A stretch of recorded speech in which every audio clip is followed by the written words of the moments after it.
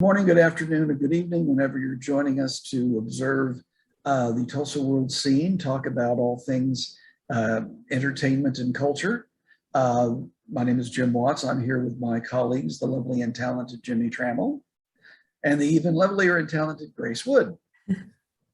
You can join us here via the video that appears on tulsaworld.com, or find us on wherever you get your podcasts.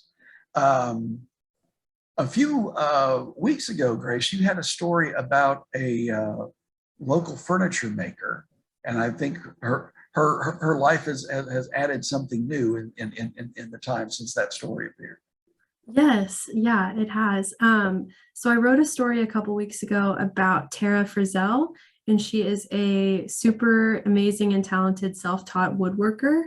And she runs a company called Tables by Tara. So she just custom makes like a ton of furniture, mostly tables. And now her art is going to be displayed publicly for the first time at the Oklahomans for Equality's Allie Jensen Memorial Art Gallery in downtown Tulsa. So she created a bunch of different tables that were kind of designed to reflect the different colors and flags representing different LGBTQ groups. So it's going to be a really cool thing. And all of her tables were going to be displayed through the month of March. So super exciting for her. Do you know if people will be able to purchase these, or are these strictly for display? Or I believe they're strictly for display, but I know for more information, you can go to the Oklahomans for Equality website. It's okeg.org. So I'm sure they'll have like more information about that, but I think they're just for display. If I may make a note, it's actually OKEQ. Oh, okay. Sorry. I think I wrote that down wrong. That's okay. When I write things down, my G's and Q's look like X's and O's. So yeah, I understand too well. I know that a lot of people have spent the past couple of years binge watching all sorts of things, including reruns. And I believe, Jimmie, you have something about how to make the most of your binge watching.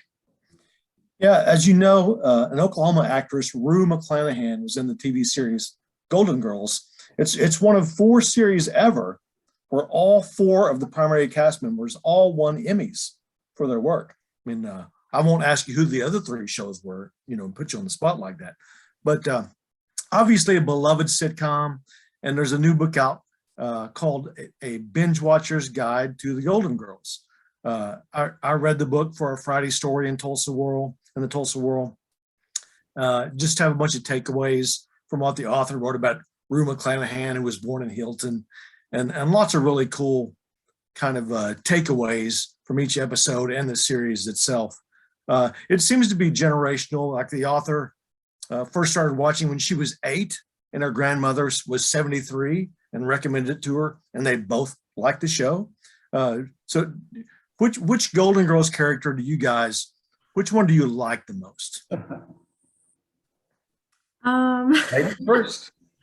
Well, I've never seen the Golden Girls, but I did take a BuzzFeed quiz of like, which Golden Girl are you? And I got Blanche Devereaux because I have a larger than life personality and I'm always down for a good time. So I don't really know much about her, but now I kind of want to watch an episode or 2 just so I can see if that holds up. So, well, like Blanche, you are an Oklahoman, so it does fall into that category. So hey. was her character presented as an Oklahoman? You know what? I worded that incorrectly. Her character is from the South, I believe, like Georgia, but the actress Rue McClanahan is from Oklahoma, graduated from University of Tulsa. I got the chance to interview her. They were doing she was starring in a touring production of the play Nonsense, where she played the Mother Superior, who in the course of the show gets high on, I can't remember now. It's been so long if it was because she was, drinking what she shouldn't have been drinking or smoke. But anyway, it was hilarious to see. It's a hilarious show, and she was great in it. I don't know. I was never a huge fan of it, although I have seen enough of it. And while I always enjoyed B. Arthur's sarcasm and put downs, because she would probably be the golden girl I would end up being if I took the same quiz. But I have a soft spot for the Betty White character. She was just so innocent and just, she played that character so well. And they were all, it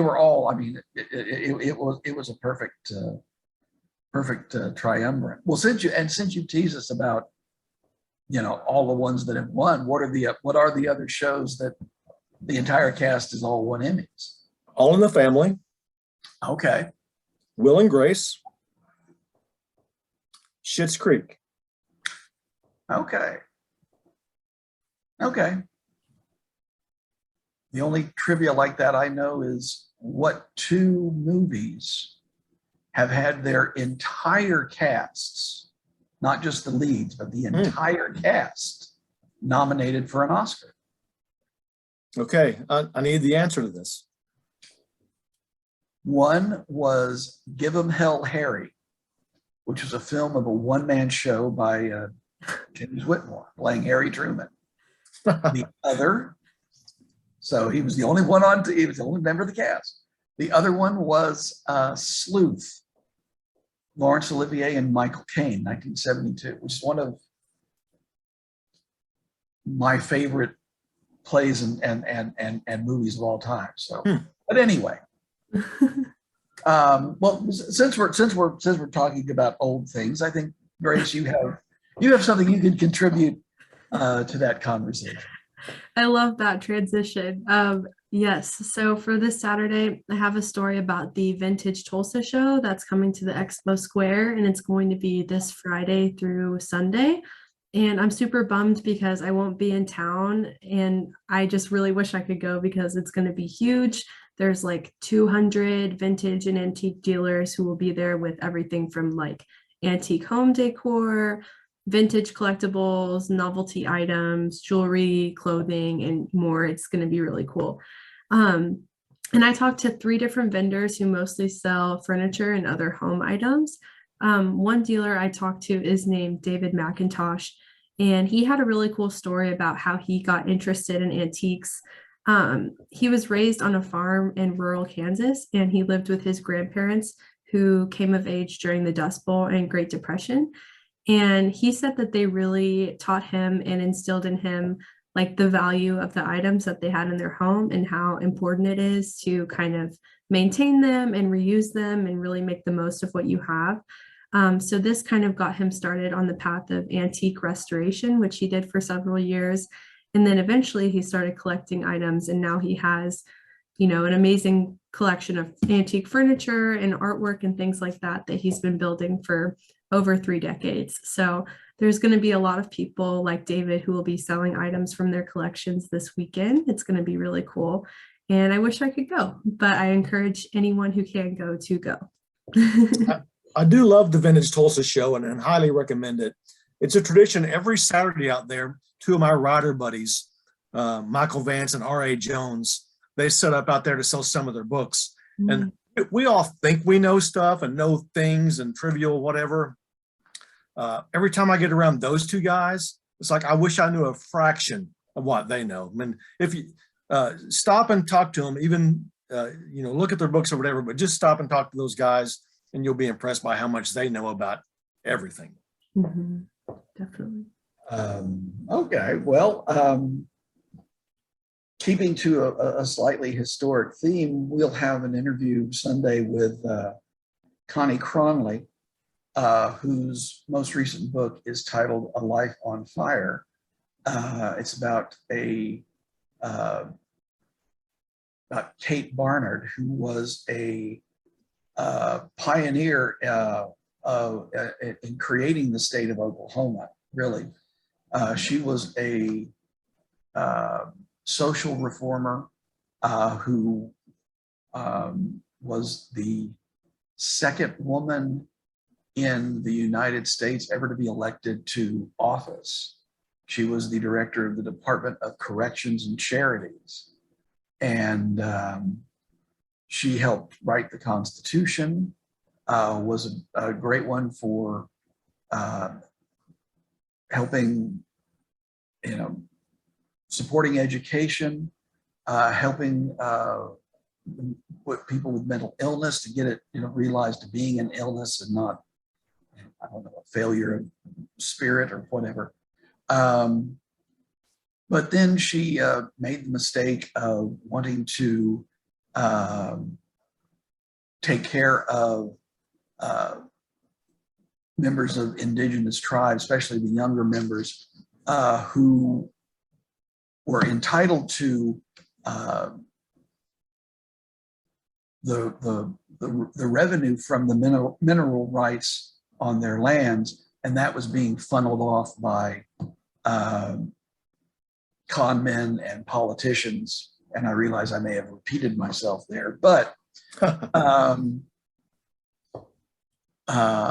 that got her in trouble. And these people who wanted to keep having the money roll into their pockets set about destroying her.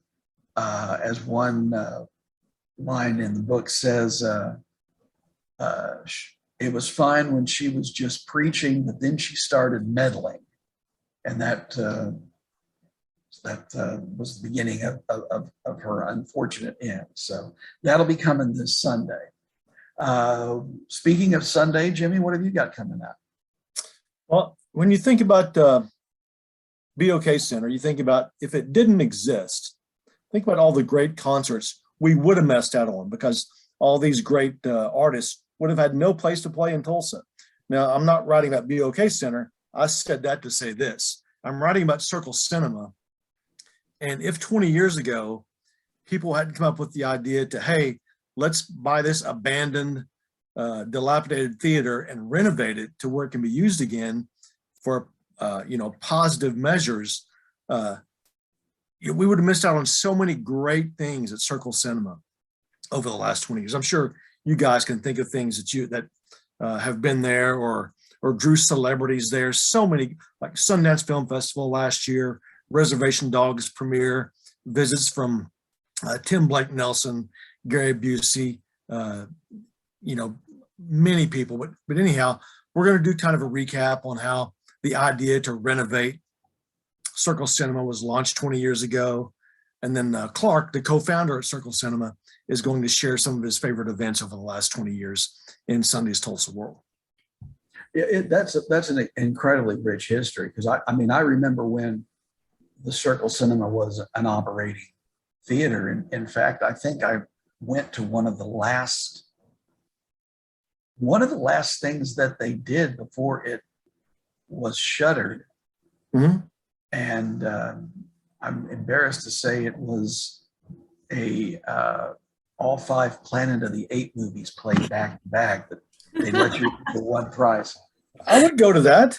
I'm not saying there's anything wrong with that, but it's just, some people might think it was slightly out of character for me, but no, I was a huge fan of those. And I spent all day there, came back walking rather funny. One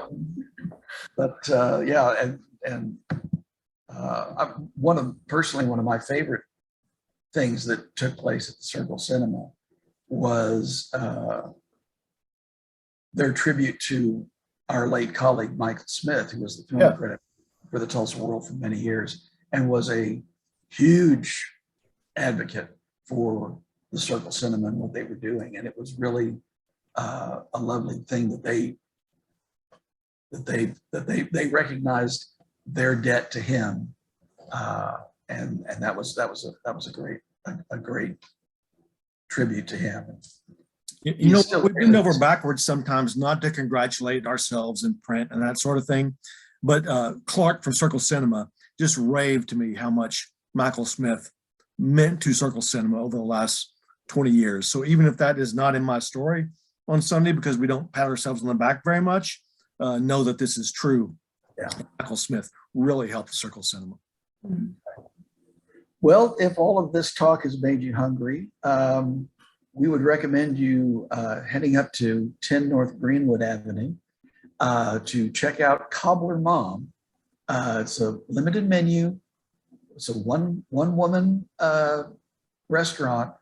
But if you and who doesn't like cobbler? I mean, really, who doesn't like cobbler? If you like a good cobbler, if you like good comfort soul food, this is the place to go. Recommended highly. Foods that you may not think you would want to try are really, really good. So check it out. Well, I think that is what we have going on this week. I want to thank my colleagues Grace and Jimmie for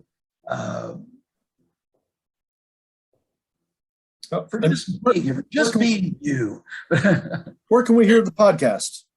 Well, it can be heard anywhere that you from which you pluck your pods, such as Spotify, Apple, Google, and all the other places. I'm sure there are many more, but those are the only ones I know offhand. So, and also you can read all about what we've been talking about in the Tulsa World, available at fine newsstands everywhere and online at tulsaworld.com. So that just leaves me to thank Grace and Jimmie for taking part, and we will gladly see you later. And good night, Miss Ellerbach, wherever you are. Bye.